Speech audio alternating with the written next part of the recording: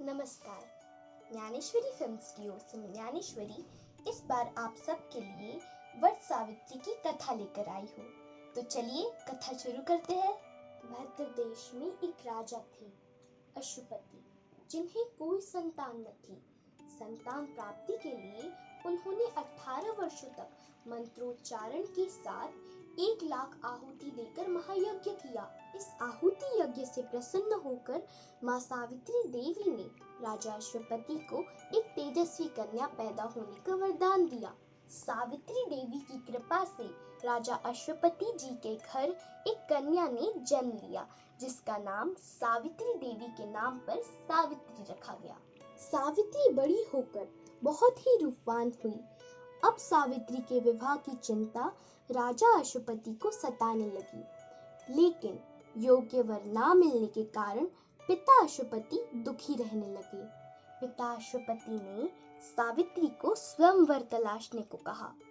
एक दिन तपोवन में भटकते हुए सावित्री ने साल देश के राजा धुत्मसेन के पुत्र सत्यवान को देखा और अपने पति रूप में स्वीकार कर लिया। यह बात सुनकर राजा अश्वपति बहुत प्रसन्न हुए और उन्होंने सावित्री और सत्यवान का विवाह करने का निर्णय लिया। अभी वहां नारद मुनि प्रकट हुए और उन्होंने अश्वपति से कहा, हे राजन, यह आप क्या कर रहे हैं?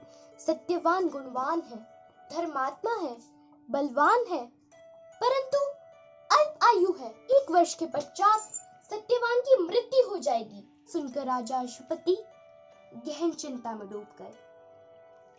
कुछ देर पश्चात राजा अश्वपति ने सावित्री से कहा, पुत्री, सत्यवान तो अल्पायु है, तुम्हें किसी और को अपना जीवन साथी बनाना होगा। सुनकर सावित्री बोली, आर्य कन्याएं एक ही बार अपने पति का वरण करती है और मैं सत्यवान का वरण कर चुकी हूँ। सावित्री के हठ के सामने राजा अश्वपति निस्सहाय थे और फिर सत्यवान और सावित्री का पानी ग्रहण संस्कार संपन्न हुआ। विवाह के उपरांत सावित्री अपने ससुराल पहुंचते ही अपने अंधे सास ससुर की सेवा करने लगी और समय बीतता जा रहा था। नारद मुनि ने पहले ही सावित्री को सत्यवान के मृत्यु के दिन के बारे में बता दिया था। जैसे जैसे दिन करीब आने लगे, सावित्री अधीर होने लगी। हर दिन की तरह सत्यवान जंगल में लकड़ी काटने चला गया। उसके पीछे पीछे सावित्री भी लकड़ी काटने जंगल में चली गई। जंगल में पहुंचते ही सत्यवान लकड़ी काटने के लिए एक पेड़ पर चढ़ गया। उसके सर में तेज दर्द होने लगा और वो पेड़ से नीचे गिर गया। सावित्री अपना भविष्य समझ गई थी। अभी वहां पर यमराज प्रकट हुए। सत्यवान की आत्मा को लेकर यमराज वहां से जाने लगे।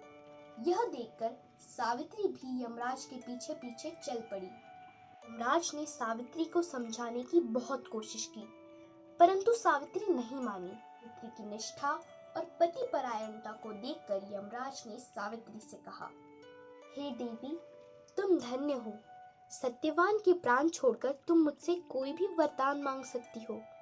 सावित्री बोली, मेरे सास ससुर वनवासी और नेत्रहीन हैं, उन्हें दिव्य ज्योति प्रदान करें। यमराज ने कहा, ऐसा ही होगा, जाओ, अब लौट जाओ।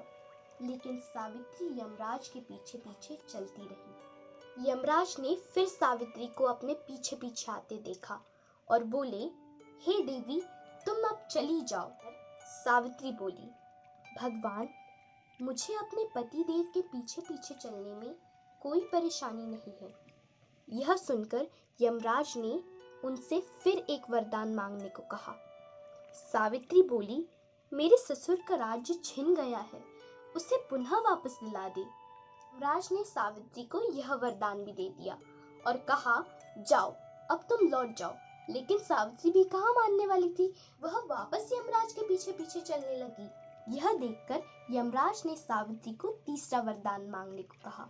इस बार सावित्री ने 100 संतानों और सौभाग्य का वरदान मांगा। यमराज ने सावित्री को यह वरदान भी दे दिया। तीसरा वरदान पाकर सावित्री ने यमराज से कहा, हे प्रभु, मैं एक पतिव्रता स्त्री हूँ और आपने मुझे पुत्रवती होने का आशीर्वाद दिया है। यह सुनकर यमराज को सत्यवान के प्राण छोड़ने पड़े। सावित्री को आशीर्वाद देकर यमराज अंतर्ध्यान हो गए और सावित्री उसी वट वृक्ष के पास आ गई जहाँ उसके पति का मृत शरीर पड़ा था। सत्यवान जीवित उठा और दोनों खुशी खुशी अपने राज्य की ओर चल पड़े। माता पिता की आंखों की ज्योति उन्हें मिल गई थी और उनका राज उन्हें पुनः प्राप्त हो गया था।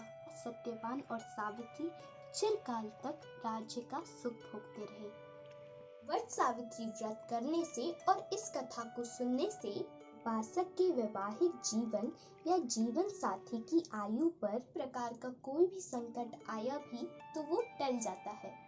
उत्तर भारत जैसे पंजाब, हरियाणा, दिल्ली, मध्य प्रदेश, उत्तर प्रदेश एवं ओडिशा में वट सावित्री व्रत ज्येष्ठ कृष्ण अमावस्या को मनाया जाता है, जबकि महाराष्ट्र, गुजरात और दक्षिण भारतीय राज्यों में उत्तर भारतीयों की तुलना में 15 दिन बाद वट पूर्णिमा का व्रत मनाया जाता है। हमारे पुराणों के अनुसार वट वृक्ष में ब्रह्मा, विष्णु, महेश तीनों का वास होता है। इसी वट वृक्ष के नीचे तप करने से भगवान बुद्ध को ज्ञान प्राप्त हुआ था। यह वट वृक्ष को ज्ञान, निर्वाण व दीर्घ आयु का पूरक माना जाता है। आप लोग सोच रहे होंगे सावित्री का अर्थ क्या होता है। सावित्री का अर्थ होता है वेद माता गायत्री और माता सरस्वती भी होता है।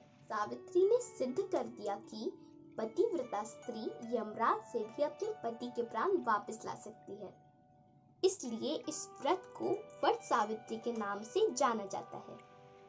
हिंदू पंचांग के अनुसार इस वर्ष वट सावित्री अमावस्या 10 जून 2021 दिन गुरुवार को और वट सावित्री पूर्णिमा 24 जून 2021 दिन गुरुवार को मनाई जाएगी। इस दिन सुहागन स्त्रियां 16 श्रृंगार कर वट वृक्ष के चारों ओर लाल धागा बांधकर पूजा करती है। तो मैं आशा करती हूँ आपको यह जानकारियाँ पसंद आई होगी। आप सब सुहागन महिला तैयार हो जाइए शॉपिंग करने के लिए कि वट सावित्री व्रत करीब आ रहा है। शॉपिंग तो आपको आपके पतिदेव करवा ही देंगे। आफ्टर ऑल लंबी उम्र का जो सवाल है। अगर आपको हमारा वीडियो पसंद आया हो तो हमारे चैनल को सब्सक्राइब करें और अगर कथा पसंद आई हो तो लाइक जरूर करें और हाँ, इससे अपनी पहचान की सारी सुहागन महिलाओं को शेयर करें ताकि वो भी शॉपिंग कर पाए। फिर मिलेंगे कुछ नए वीडियो के साथ। हैप्पी वट सावित्री।